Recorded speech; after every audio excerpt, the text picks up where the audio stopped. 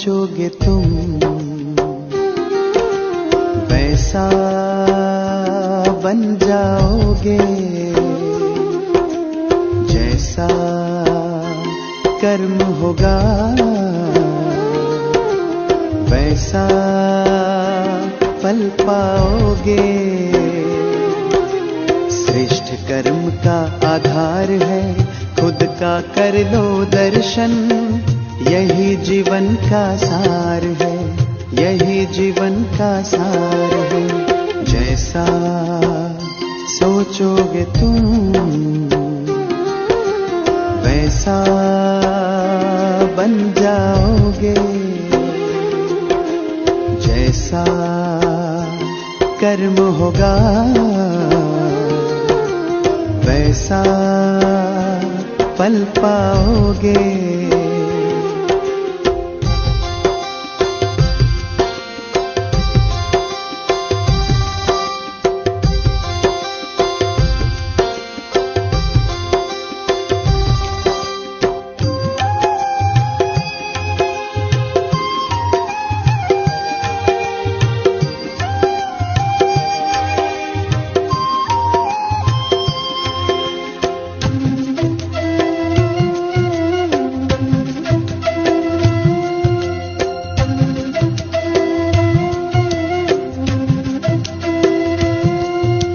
मन में हो शुभ संकल्प तो जीवन में फिर दुख कैसा, जब अंतर में शुभ भावना तो दिल में सुख सावन जैसा।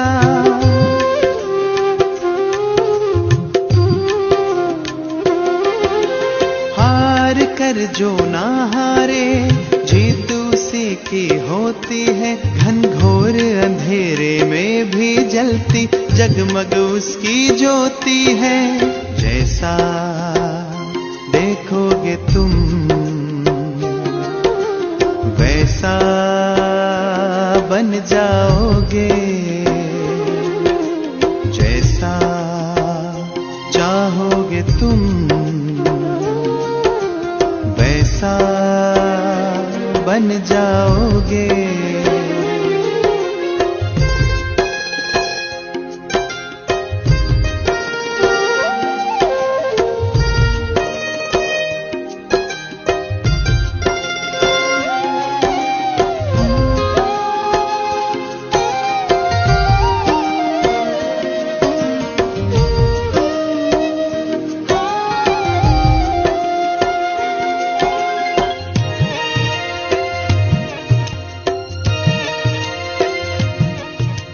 सूरज है तो है किरण, बादल है तो है पवन, प्राण है तो है तन मन, सात सुरों में है सरगम।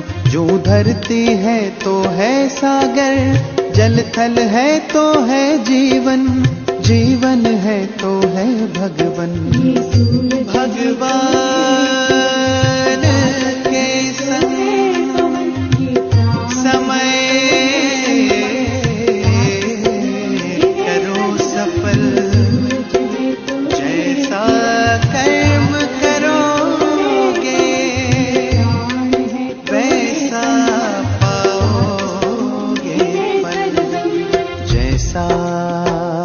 सोचोगे तुम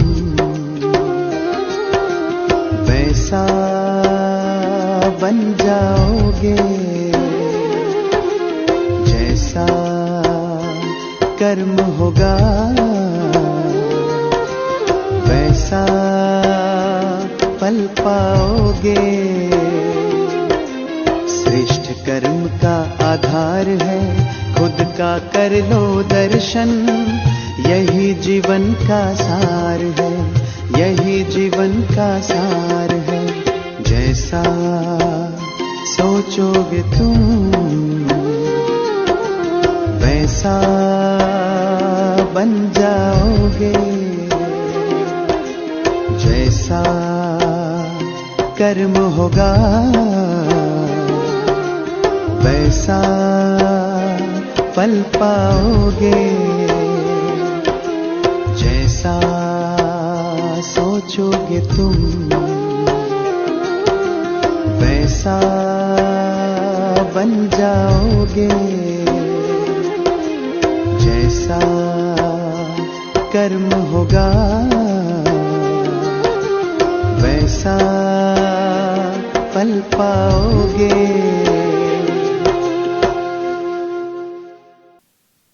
ओम शांति। हम आत्माएं जब परम धाम से सृष्टि पर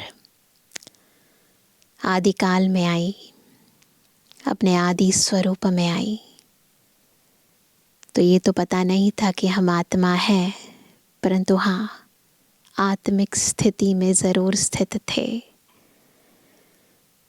तो इस स्मृति में नहीं थे, परंतु स्वरूप में थे। लेकिन सतयुग से त्रेता और त्रेता से जब द्वापर में आए तो ये स्वरूप परिवर्तन हो गया और माया के इस रूप को, पंच तत्वों के इस रूप को अपना निज स्वरूप मानने लगे। खुद को भूल गए, बाबा को तो भूल ही गए, और जो याद भी करते थे तो यथार्थ रूप से याद नहीं करते थे। और फिर तो भूल भुलैया के इस खेल में ऐसे फंस गए और आत्मा पर माया की ऐसी धूल चढ़ गई। जब संगम युग पर बाबा जब बार बार हमें याद दिलाते हैं कि बच्चे आप आत्मा हो, शरीर नहीं हो, आप मेरे बच्चे हो और मुझे याद करो, तो भी आत्मा इतनी कमज़ोर हो चुकी है जो रोज़ रोज़ बाबा याद दिलाते हैं और रोज़ रोज़ है ना भूल जाती है।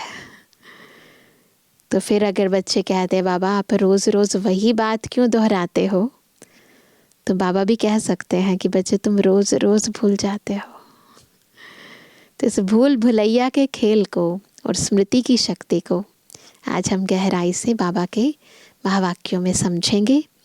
आज है 16 तारीख, 16 अगस्त 2024। बाबा के मधुर महावाक्य हैं, मीठे बच्चे, मैं विदेही बाप तुम देहधारियों को विदेही बनाने के लिए पढ़ाता हूँ। यह है नई बात जो बच्चे ही समझते हैं। बिल्कुल नई बात है, विदेही बनना है। बाबा आते हैं, देह धारण करते हैं, हमारे जैसे बन जाते हैं। किस लिए? ताकि अपने जैसा बनाकर हमको ले जाए।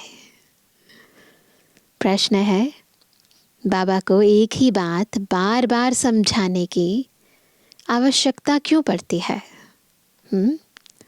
उत्तर है क्योंकि बच्चे घड़ी घड़ी भूल जाते हैं। कोई कोई बच्चे कहते हैं बाबा तो वही बात बार बार समझाते हैं।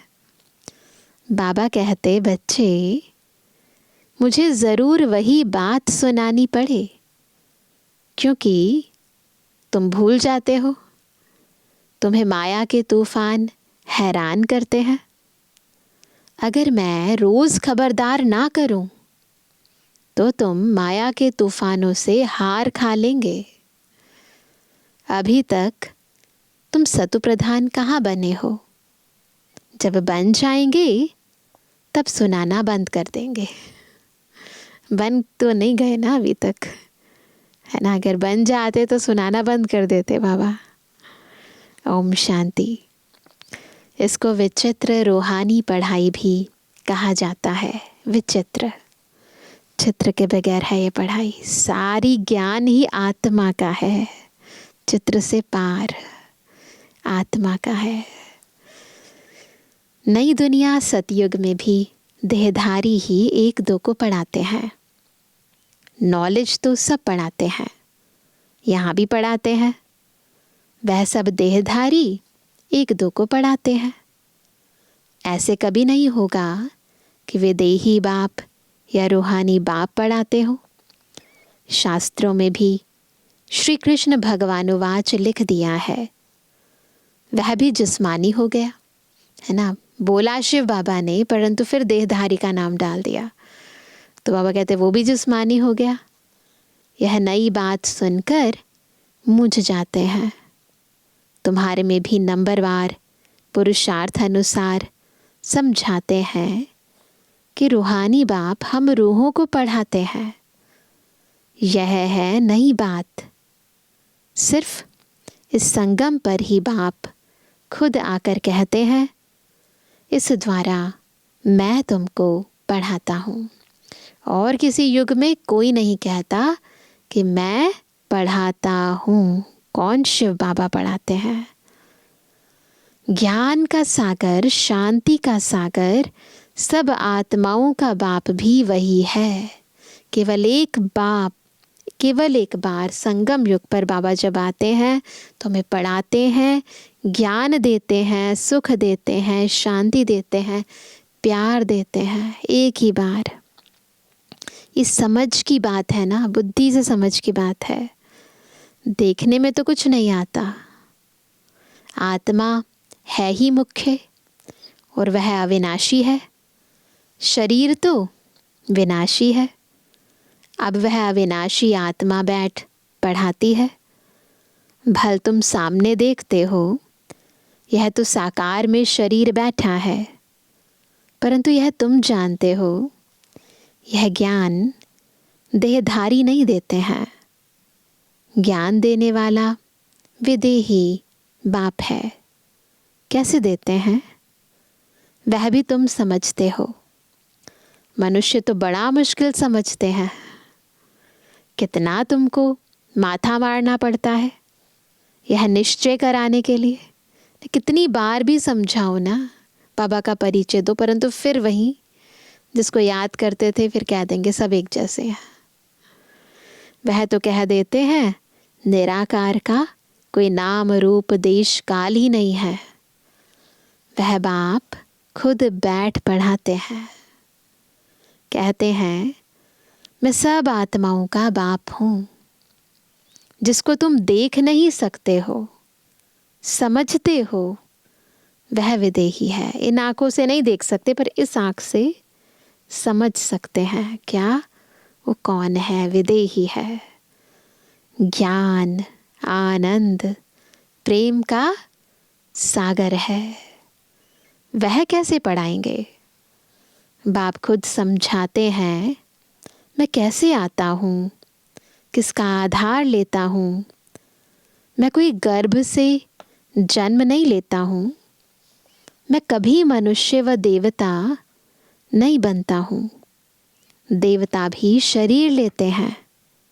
मैं तो सदैव अशरीरी ही रहता हूँ। मेरा ही ड्रामा में यह पार्ट है जो मैं कभी पुनर्जन्म में नहीं आता हूँ। तो यह समझ की बात है ना। ये सारी बातें समझने की हैं। देखने में तो आता ही नहीं। वह तो समझते हैं श्री कृष्ण भगवानुवाच। भक्ति मार्ग में रथ भी कैसे बैठ बनाया है दिखाते हैं ना। वो घोड़े गाड़ी वाला रथ है ना, और उस पर बैठकर श्री कृष्ण अर्जुन को गीता ज्ञान दे रहे हैं। बाप कहते हैं बच्चे तुम मूंझते तो नहीं हो? पूछ रहे हैं बाबा, कंफ्यूज तो नहीं होते हो? अगर कुछ नहीं समझते हो तो बाप से आकर समझो। यूँ तो बगैर पूछे भी बाप सब कुछ समझाते रहते हैं। तुमको कुछ भी पूछने की दरकार नहीं है। मैं इस पुरुषोत्तम संगम युग पर ही अवतार लेता हूँ। मेरा जन्म भी वंडरफुल है। तुम बच्चों को भी वंडर लगता है। कितना बड़े ते बड़ा इम्तिहान पास कराते हैं। बहुत बड़े ते बड़ा विश्व का मालिक बनाने के लिए पढ़ाते हैं। वंडरफुल बात है ना। हे आत्माओं, हर 5000 वर्ष बाद मैं तुम्हारी सर्विस में आता हूँ। बिल्कुल बाबा डायरेक्टली हमसे बात कर रहे हैं। आत्माओं को पढ़ाते हैं ना। कल्प कल्प कल्प के संगम युगे तुम्हारी सेवा में आता हूँ। आधा कल्प तुम पुकारते आए हो। कैसे पुकारा हमने? हे बाबा, हे पतित पावन, आओ। श्री कृष्ण को कोई पतित पावन नहीं कहते हैं, पतित पावन परम पिता परमात्मा को ही कहते हैं। तो बाबा को भी आना पड़ेगा पतितों को पावन बनाने। इसलिए कहा जाता है अकाल मूर्त सत बाबा, अकाल मूर्त सत टीचर, अकाल मूर्त सतगुरु। सिख लोगों के भी बहुत अच्छे स्लोगन हैं, परंतु उन्हों को यह पता नहीं है कि सतगुरु अकाल मूरत आते कब हैं। वो अकाल मूरत, कभी जिसको काल ना खा सके ऐसी मूरत कब आती है। यह भी गायन है मनुष्य से देवता, किए करत ना लागी वार। सब बाबा गुरु ग्रंथ साहब से जो शब्द हैं उनको यूज़ करके उसका अर्थ समझा रहे हैं कि कब आकर मनुष्य को देवता बनाते हैं, वही सर्व की सदगति करने वाला है। सदगति दाता है ना, सतगुरु है ना, तो सबकी सदगति करने वाला है। यह तो पक्का निश्चय होना चाहिए, केवल पता होना ज़रूरी नहीं है, निश्चय होना चाहिए। क्या आकर कहते हैं, सिर्फ कहते हैं, क्या कहते हैं बाबा? सिंपल, मन मना भव। बस बाबा को याद करो, उसका अर्थ भी समझाते हैं और कोई भी अर्थ नहीं समझाते। तुमको सतगुरु अकाल मूर्त बैठ समझाते हैं इस देह द्वारा, ब्रह्मा बाबा की देह द्वारा, कि अपने को आत्मा समझो। तो यह समझना चाहिए विश्व का मालिक बनाने के लिए बाप को आना पड़ता है। तुम बच्चों की सेवा में समझाते हैं, हे रूहानी बच्चों, तुम सतो प्रधान थे, फिर तमो प्रधान बने। यह सृष्टि का चक्र फिरता है ना। पावन दुनिया इन देवताओं की ही थी, वह सब कहाँ गए? कहाँ गए सारे देवी देवता? यह किसको भी पता नहीं, किसी को नहीं पता वो कहाँ चले गए। मुझे हुए हैं। बाप आकर तुमको समझदार बनाते हैं, सब समझानी देते हैं, कौन थे, कैसे आए, कैसे बने, फिर उनका क्या हुआ। बच्चे, मैं एक ही बार आता हूँ, पावन दुनिया में मैं आऊँ ही क्यों? वहाँ तो काल आ नहीं सकता। बाप तो कालों का काल है, वहाँ काल क्या करेगा आकर? बाबा तो तब आएगा जब सच में वो टाइम आ जाएगा।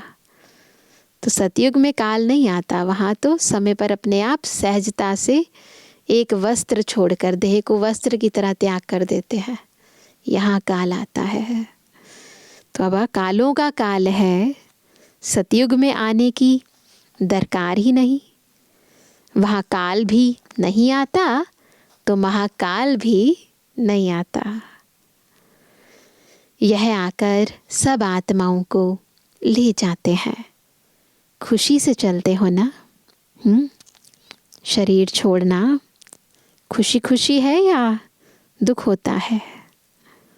हाँ बाबा कहते हैं बच्चे, क्या? हाँ बाबा। खुशी से चलते हो ना? हाँ बाबा, हम खुशी से चलने के लिए तैयार हैं। तब तो आपको बुलाया था कि इस पतित दुनिया से पावन दुनिया में ले चलो, वाया शांति धाम। यह बातें घड़ी घड़ी भूल ना जाओ। परंतु क्या होता है? माया दुश्मन खड़ी है, खड़ी घड़ी भुला देती है। मैं मास्टर सर्वशक्तिमान हूँ, तो माया भी शक्तिमान है। वह भी आधा कल्प तुम पर राज्य करती है, भुला देती है। इसलिए रोज रोज बाप को समझाना पड़ता है। रोज सुजाग ना करें तो माया बहुत नुकसान कर दे। खेल है, पवित्र और अपवित्र का। अब बाप कहते हैं अपनी चलन सुधारने के लिए पवित्र बनो। काम विकार के लिए कितने झगड़े होते हैं। बाप कहते हैं अभी तुमको ज्ञान का तीसरा नेत्र मिला है तो आत्मा को ही देखो। तीसरा नेत्र मिला, सोल कॉन्शियस स्थिति में स्थित हो गए, तो आसपास जो भी मनुष्य आत्माएं हैं उनको भी उनके निज स्वरूप में देखो। इन जिस्मानी नेत्रों से देखो ही नहीं। हम सब आत्माएं भाई भाई हैं। विकार कैसे करें? विकार, उसका आधार तो क्या है? बॉडी है, बॉडी कॉन्शियसनेस है। तो जब हम हैं ही आत्मा तो फिर विकार कैसे करें? हम अशरीरी आए थे, फिर अशरीरी बनकर जाना है। आत्मा सतु प्रधान आई थी, सतु प्रधान बनकर जाना है स्वीट होम। मुख्य है ही पवित्रता की बात। मनुष्य कहते हैं रोज वही बात समझाते हैं। कहते हैं ना कई बच्चे, बाबा रोज वही बात कहते हैं। यह तो ठीक है, परंतु जो समझाया जाता है उस पर चले भी ना। ऐसा थोड़ी ना रोज बाबा कहते और हम रोज चलते भी हैं, वो तो नहीं है। चले भी ना, तभी तो बार बार कहना पड़ता है। करने लिए समझाया जाता है, परंतु कोई चलते थोड़ी है, तो ज़रूर रोज़ रोज़ समझाना पड़े।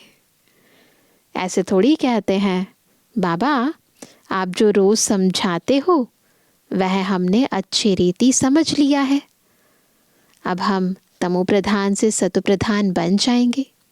ऐसे कहते हैं क्या? नहीं। आप छूटे, फ्री कर दो बाबा को, बाबा अब हम बन जाएंगे, आप छूट गए, अब हम कर लेंगे अपने आप। ऐसे कहते हैं क्या? इसलिए बाबा को रोज़ समझाना पड़ता है। बात तो एक ही है, अलग अलग तरीके से वही बात कहते हैं बाबा। बात एक ही है, परंतु करते नहीं है ना। कारण ये है बाप को याद ही नहीं करते हैं। सब कुछ याद करते हैं, खाना है, पीना है, नहाना है, उठना है, बैठना है, काम क्या करना है, सब याद करते हैं। बाबा को याद नहीं करते हैं। कहते हैं बाबा घड़ी घड़ी भूल जाते हैं। बाप को घड़ी घड़ी कहना पड़ता है याद दिलाने लिए। तुम भी एक दो को यही समझाओ। क्या समझाएंगे? अपने को आत्मा समझ परमात्मा को याद करो तो तुम्हारे पाप कट जाएं। और कोई उपाय नहीं, इसके अलावा कोई तरीका नहीं है। शुरू और अंत में, ज्ञान का शुरू भी इसी से ही होता है। पहला चैप्टर क्या पढ़ा? मैं कौन हूँ, और एंड भी इसी से ही होगा। आत्मिक स्थिति में स्थित होकर ही ऊपर जाना है। तो शुरू और अंत में यही बात कहते हैं, याद से ही सतु प्रधान बनना है। खुद ही लिखते हैं बाबा माया के तूफान भुला देते हैं, खुद कहते हैं ना। तो क्या बाप सावधान ना करे, छोड़ दे? बाप जानते हैं नंबरवार पुरुषार्थ अनुसार है। जब तक सतु प्रधान नहीं बने हैं जा नहीं सकते हैं। लड़ाई का भी कनेक्शन है ना। लड़ाई लगेगी ही तब, कब? जब तुम नंबरवार पुरुषार्थ अनुसार सतो प्रधान बनेंगे। ज्ञान तो 1 सेकंड का है, सतो प्रधान बनने में टाइम लगता है ना। ज्ञान तो 1 सेकंड का है। बेहद के बाप को पाया, अब उनसे बेहद का सुख तब मिलेगा जब पवित्र बनेंगे। तो सुख का आधार, शांति का आधार क्या है? प्योरिटी। पुरुषार्थ अच्छी रीति करना है। कहीं तो कुछ भी समझते नहीं हैं। बाप को याद करने का अक्ल भी नहीं आता है। कभी यह पढ़ाई तो पढ़ी नहीं है। सारे चक्र में निराकार बाप से कोई पढ़ा नहीं है। तो यह नई बात है ना। बाप कहते हैं मैं तो हर 5000 वर्ष बाद आता हूँ तुमको सतोप्रधान बनाने। तो नई बात है भी और नई भी है। इस कल्प में अगर देखें तो नई बात है, परंतु कल्प कल्प की बात देखें तो नई बात नहीं है। जब तक सतोप्रधान नहीं बने हो तब तक यह पद पा नहीं सकेंगे। जैसे और पढ़ाई में फेल होते हैं वैसे इसमें भी फेल होते हैं। शिव बाबा को याद करने से क्या होगा कुछ नहीं समझते। बाप है तो ज़रूर बाप से स्वर्ग का वर्षा मिलना है। पिता है तो वर्षा भी देंगे। बाप एक ही बार समझाते हैं जिससे तुम देवता बनते हो। बस 5000 वर्ष में एक बार आते हैं, ऐसा समझाते हैं जो हम देवता बन जाते हैं। तुम देवता बनेंगे फिर क्या होगा? देखो सारे चक्र में फिर क्या हुआ? फिर नंबरवार सब आएंगे पाठ बजाने ऊपर से। इतनी सब बातें, ये जो इतनी सारी बातें बाबा बता रहे हैं सतयुग की कलयुग की, तो इतनी सब बातें बुढ़ियों आदि की बुद्धि में बैठ ना सके तो बाप कहते हैं सारे विस्तार में मत जाओ। क्या करो? अपने को आत्मा समझ बाप को याद करो। इस तंत्र को पकड़ लो। बस वही शिव बाबा सब आत्माओं का बाप है। शरीर का बाप तो हर एक का अपना अपना है। शिव बाबा तो है निराकार। उनको याद करते करते पवित्र बन, शरीर छोड़, बिल्कुल सीक्वेंस में उनको याद करते करते पवित्र बन, फिर शरीर छोड़, फिर बाप के पास जाकर पहुंचना है। बाप समझाते तो बहुत हैं परंतु सब एक रस नहीं समझते हैं। सूर्य होता है ना, उसकी किरणें तो सब पर बराबर पड़ती हैं, परंतु हर कोई उस किरण को अपने अंदर समाता नहीं है। कोई तो अंदर छिपकर बैठा रहता है। माया भुला देती है। इनको युद्ध कहा जाता है। बाप कितना अच्छी रीति बैठ समझाते हैं, कितनी बातों की स्मृति देते हैं।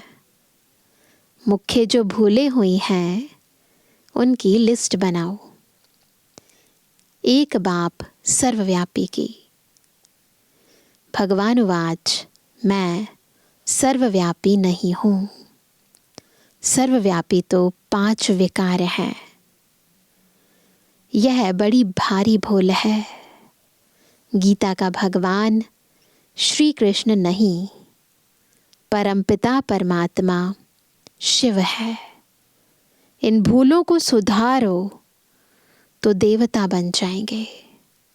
परंतु ऐसे कभी कोई बच्चे ने लिखा नहीं है कि ऐसे हमने समझाया कि इन भूलों के कारण ही भारत पावन से पतित बना है ना। तो बहुत युक्ति युक्त समझाने की बातें हैं ये। वह भी बताना पड़े। भगवान सर्वव्यापी हो कैसे सकता? कैसे पॉसिबल है? भगवान तो एक है जो सुप्रीम बाप, सुप्रीम टीचर, सुप्रीम सतगुरु है। तो एक तरफ कहते हैं गॉड इज वन, फिर कहते हैं ओमनी प्रेजेंट। तो पॉसिबल नहीं है ना। कोई भी देहधारी को सुप्रीम फादर, टीचर, सतगुरु कह नहीं सकते। श्री कृष्ण तो सारी सृष्टि में सबसे ऊंचा है। जब सृष्टि सतप्रधान होती है तब वह आते हैं फिर सतों में राम, फिर नंबरवार अपने समय पर ही आएंगे। शास्त्रों में दिखाते हैं सबके विकार ले लेकर गला ही काला हो गया। दिखाते ना, नीलकंठ कहते हैं, वो शंकर जी को दिखाते हैं। तो बाबा कहते हैं कि ऐसे दिखाते हैं शास्त्रों के अंदर कि गला ही काला हो गया। लेकिन अभी समझाते समझाते गला ही सूख जाता है ना। फिर भी लोग समझ नहीं पाते हैं। बात कितनी थोड़ी है, परंतु माया कितनी ज़बरदस्त है। हर एक अपने दिल से पूछे, हम ऐसे गुणवान सतु प्रधान बने हैं? खुद से पूछो, किसी और से नहीं। बाप समझाते हैं, जब तक विनाश नहीं हुआ है तब तक तुम कर्मातीत अवस्था को पा नहीं सकेंगे। भल कितना भी माथा मारो, सारा समय शिव बाबा को बैठ याद करो और कोई बात ही नहीं करो। बस बाबा, लड़ाई से पहले मैं कर्मातीत अवस्था को पाकर दिखाऊंगा। ऐसा कोई निकले ना, ऐसा अंदर लगन हो कि बस करके ही दिखाऊंगा। वो कहते ऐसा कोई निकले, ऐसा ड्रामा में हो नहीं सकता। पहले नंबर में तो एक ही जाना है, सबसे पहले कर्मातीत स्थिति ब्रह्मा बाबा की। तो पहले नंबर में एक को ही जाना है। यह भी कहते हैं हमको कितना माथा मारना पड़ता है। माया तो और ही रुस्तम बनकर आती है। ब्रह्मा बाबा भी कहते हैं कि बहुत माथा मारना पड़ता है, माया और ज़्यादा रुस्तम बनकर आती है। बाबा खुद कहते हैं मेरे तो बाजू में एकदम शिव बाबा बैठा है। तो ब्रह्मा बाबा और शिव बाबा दोनों की आत्मा इकट्ठी। तो ब्रह्मा बाबा कहते हैं मेरे तो बाजू में शिव बाबा बैठा है, तो भी देखो ऐसा हो जाता है, तो भी मैं याद नहीं कर सकता हूँ, भूल जाता हूँ। तो देखो माया कितनी प्रबल है। समझता हूँ मेरे साथ बाबा है, फिर मुझे भी तो याद करना पड़ता है, जैसे तुम करते हो। ऐसे नहीं मैं तो साथ हूँ, इसमें ही खुश हो जाना है, ऐसे नहीं होगा, है ना।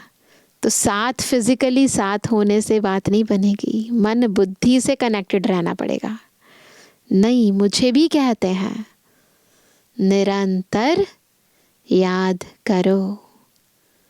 साथ वाले तुम रुस्तम हो, तुमको तो और ही जास्ती तूफान आएंगे। नहीं तो बच्चों को कैसे समझा सकेंगे। ब्रह्मा बाबा खुद अनुभवी बना, तभी तो बच्चों को समझा सके ना। यह सब तूफान तो तुमसे पास होंगे। तो जो आगे होता है ना सेना के अंदर, सबसे पहले है ना दुश्मन से उसी को भिड़ना पड़ता है। तो बाबा कहते सबसे पहले तो तुमसे पास होंगे। मैं उनके इतने नज़दीक बैठे हुए भी कर्मातीत अवस्था को पा नहीं सकता हूँ, तो फिर दूसरा कौन बनेगा। यह मंजिल बहुत ऊंची है। ड्रामा अनुसार सब पुरुषार्थ करते रहते हैं। भल कोई ऐसी कोशिश करके दिखाए, बाबा हम आपसे पहले कर्मातीत अवस्था को पाकर यह बनकर दिखाते हैं। हो नहीं सकता, यह ड्रामा बना बनाया है। तुमको पुरुषार्थ बहुत करना है। मुख्य सारी बात है कैरेक्टर्स की। देवताओं के कैरेक्टर्स और पतित मनुष्यों के कैरेक्टर्स में कितना फ़र्क है। तुमको विकारी से निर्विकारी बनाने वाला शिव बाबा है। तो अब पुरुषार्थ कर बाप को याद करना पड़े, भूलो नहीं। बाकी अबलाएं बेचारी परवश हैं, अर्थात रावण के वश हैं, तो क्या कर सकते हैं। तुम हो राम ईश्वर के वश। वह है रावण के वश, तो युद्ध चलती है। बाकी राम और रावण की युद्ध नहीं होती है। बाप तुम बच्चों को भिन्न भिन्न प्रकार से रोज समझाते हैं, मीठे मीठे बच्चों अपने को सुधारते जाओ। रोज रात को पोता मेल देखो, कैसे सुधारो तरीका बता रहे हैं। रोज रात को अपना अकाउंट चेक करो, सारे दिन में कोई आसुरी चलन तो नहीं चली। बगीचे में फूल नंबरवार तो होते ही हैं, दो एक जैसे कभी हो नहीं सकते। सभी आत्माओं को अपना अपना पार्ट मिला हुआ है। हर एक एक्टर्स पार्ट बजाते रहते हैं। बाप भी आकर स्थापना का कार्य करके ही छोड़ते हैं। हर 5000 वर्ष के बाद आकर विश्व का मालिक बना ही देते हैं। बेहद का बाप है ना, तो ज़रूर नई दुनिया का वर्षा देंगे। बेहद का बाप है तो छोटा मोटा वर्षा नहीं देंगे, नई दुनिया का वर्षा देंगे। अच्छा मीठे मीठे सिक्के दे जवानी बच्चों पितृवानी बाप दादा का दिल जान सको प्रेम से नंबरवार पुरुषार्थ अनुसार याद कर। रूहानी बच्चों की रूहानी बाप दादा को गुड मॉर्निंग, नमस्ते नमस्ते नमस्ते। धारणा के लिए मुख्य सार। पहला, ज्ञान के तीसरे नेत्र से आत्मा को ही देखना है, जिस्मानी नेत्रों से देखना ही नहीं है। अशरीरी बनने का अभ्यास करना है। दूसरा, बाप की याद से अपने दैवी कैरेक्टर बनाने हैं। अपने दिल से पूछना है कि हम कहाँ तक गुणवान बने हैं।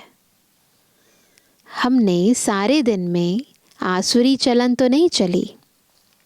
आज का वरदान है, सदा केयरफुल रहे, माया के रॉयल रूप की छाया से सेफ रहने वाले माया प्रूफ भव। कैसे बनेंगे माया प्रूफ? जब केयरफुल रहकर माया के रॉयल रूप की छाया से सेफ रहेंगे, तब माया प्रूफ होंगे।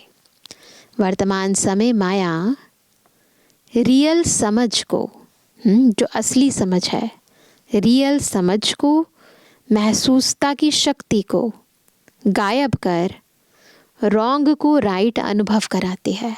ऐसा लगेगा यही राइट है, पर होगा रॉन्ग। जैसे कोई जादू मंत्र करते हैं तो परवश हो जाते हैं, ऐसे रॉयल माया रियल को समझने नहीं देती है। इसलिए बाप दादा अटेंशन को डबल अंडरलाइन करा रहे हैं। अटेंशन, ऐसा केयरफुल रहो जो माया की छाया से सेफ, माया प्रूफ बन जाओ। विशेष मन बुद्धि को बाप की छत्र छाया के सहारे में ले आओ। क्या करना है? मन और बुद्धि बाबा से लगानी है। स्लोगन है, जो सहज योगी हैं उनको देखकर दूसरों का भी योग सहज लग जाता है। तो ऐसे सहज योगी बनना है जो हमें देखकर दूसरों का भी योग लग जाए। तो आज बार बार अशरीरी बनने का अभ्यास करना है। बिल्कुल मैं आत्मा अशरीरी ऊपर परम धाम से सृष्टि में आई थी, वापस से मुझे अशरीरी होकर जाना है। तो अभी भी देह में रहकर बिल्कुल शरीर से अलग मैं आत्मा बिल्कुल छोटा सा चमकता हुआ सितारा हूँ, शक्ति हूँ, ऐसे महसूस करना है। अच्छा, ओम शांति।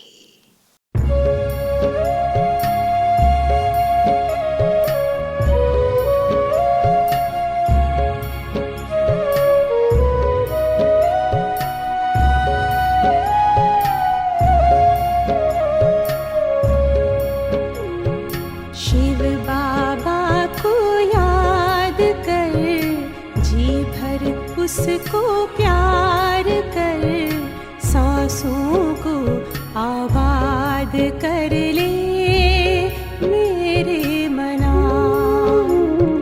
शिव बाबा को याद कर, जी भर उसको प्यार कर, सांसों को आबाद कर ले मेरे मना।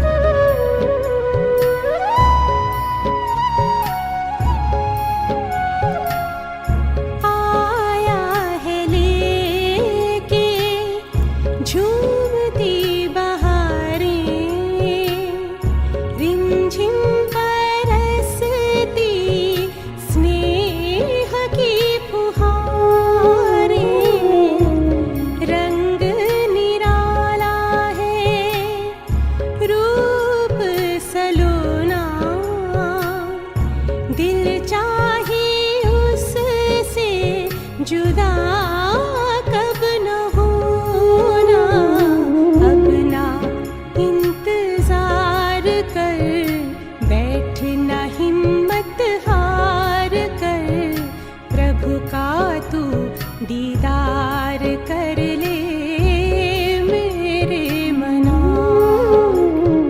शिव बाबा को याद कर, जी भर उसको प्यार कर, सांसों को आबाद कर ले मेरे मना।